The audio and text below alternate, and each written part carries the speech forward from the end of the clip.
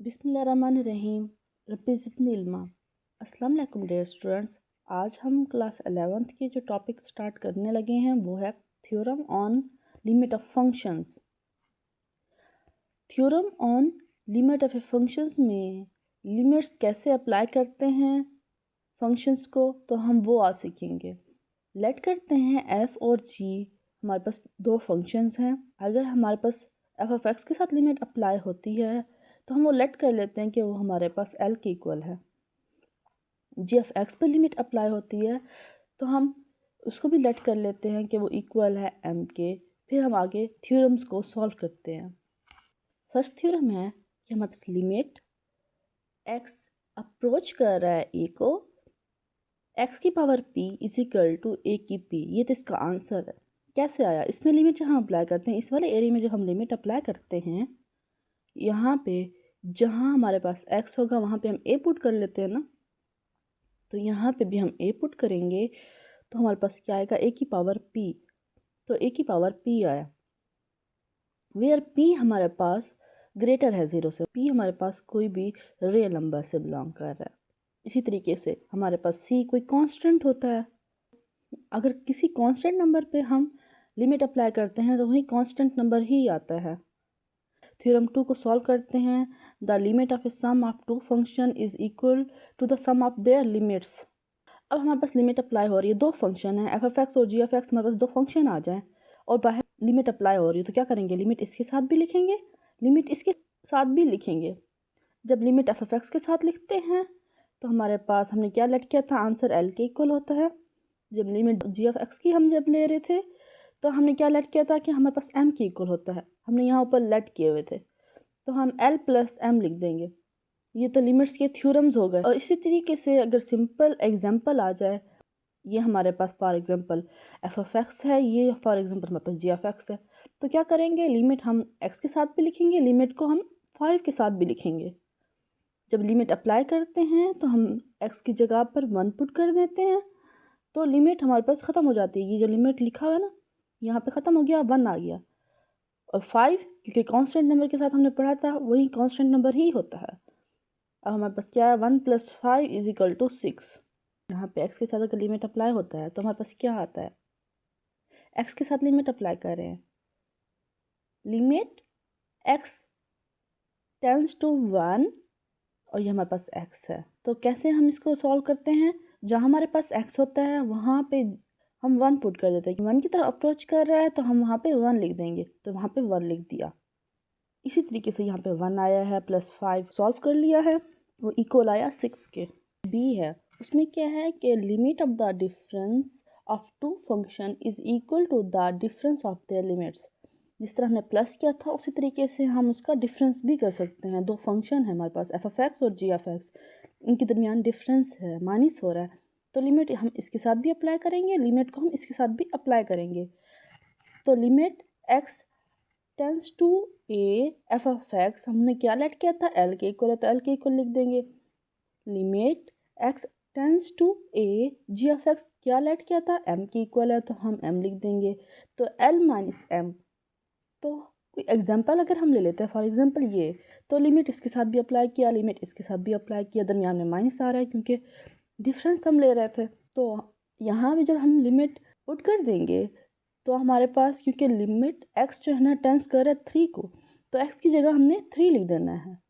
X की जगह 3 लिख दिया क्योंकि कांस्टेंट के साथ जब लिमिट अप्लाई होता है तो वही कांस्टेंट ही रहता है। 3 - 5 जब माइनस होता है तो आंसर -2 आता है।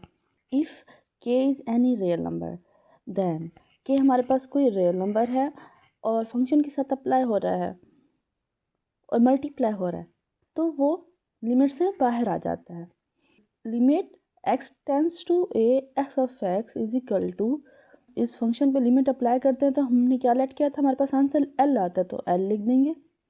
जो के हमने बाहर कॉमन लिया था फिर साथ वो भी आ जाएगा के एल, तो ये इसका आंसर है। इस तरह से कोई अगर एग्जांपल ली जाए तो हमारे पास जैसे कि 3x है और लिमिट अप्लाई हो रहा है तो हम क्या करेंगे? 3 जो है ना लिमिट से बाहर आ जाएगा और x पे जब हम लिमिट अप्लाई करेंगे x टेंस टू 2 तो हमने x की जगह 2 लिख देना है।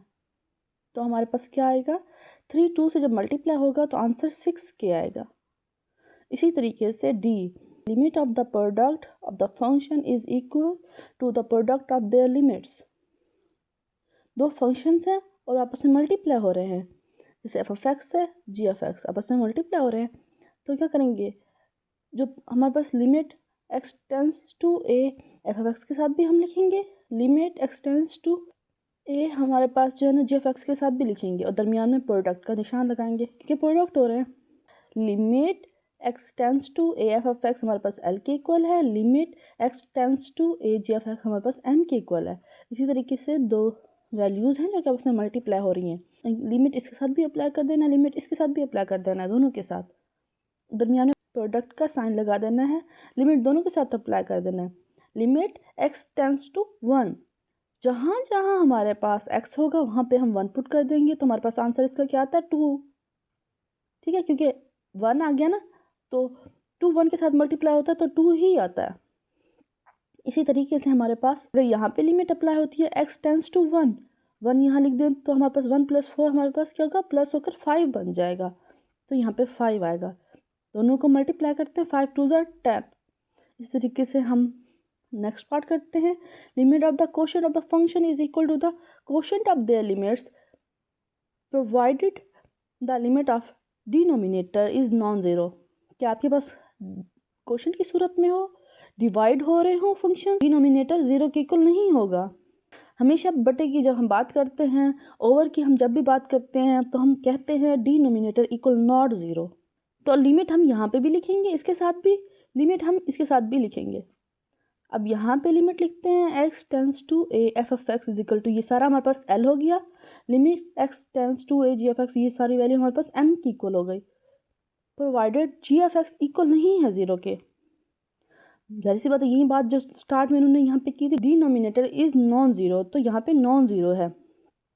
ठीक है, जाहिर सी बात है, denominator g of x non zero होगा तो जो m है वो भी इक्वल नहीं होगा ज़ीरो के। एग्जाम्पल करके देखते हैं कि हम लिमिट अप्लाई कर रहे हैं x टेंस टू 2, 3x + 4 और नीचे है हमारे पास ओवर में x + 3। लिमिट इसके साथ भी अप्लाई करेंगे, लिमिट इसके साथ भी अप्लाई करेंगे। अप्लाई कर दी, x की जगह 2 पुट कर देंगे, जहाँ x है वहाँ पे 2 पुट कर दिया, 2 को 3 से मल्टीप्लाई किया, 2 3 6 + 4, 6 + 4 हमारे पास 10 के इक्वल होता है। इसी तरीके से हम यहाँ पे करते हैं, यहाँ पे लिमिट अप्लाई करते हैं, x टेंस टू 2, 2 यहाँ पुट कर दिया, 2 + 3 हमारे पास 5 के इक्वल होता है, तो हमने 5 पुट कर दिया। 5 और 10 आपस में डिवाइड होते हैं, 5 2 10, तो ये 2 से डिवाइड हो जाता है। नेक्स्ट पार्ट करते हैं, limit of f of x, अगर कोई पावर हो n where n is an integer, n कोई भी इंटीजर हो सकता है, तो हमने यहाँ पे लिमिट अप्लाई कर दिया, limit x tends to A f f x और उसकी पावर n। जब ऊपर पावर हो तो हम लिमिट को ऐसे अप्लाई करते हैं, लिमिट को जो है ना हम फंक्शन के साथ लिखेंगे, फंक्शन के साथ लिमिट लिख ली और उस पूरे की पावर n। तो यहाँ पे लिमिट अप्लाई हो गई, x टेंस टू a और एफ ऑफ एक्स हमने क्या लेट किया था कि वो l के इक्वल है, तो इसकी जगह हमने l लिख दिया, तो l की पावर n। इसी तरीके से अगर हमारे पास कोई एग्जांपल आ जाए तो हम कैसे करेंगे कि हमारे पास 2x - 3 उसकी पावर 3 है, तो लिमिट अप्लाई हो रहा है, तो क्या करेंगे, लिमिट को हम फंक्शन के साथ लिखेंगे और पूरे की पावर 3।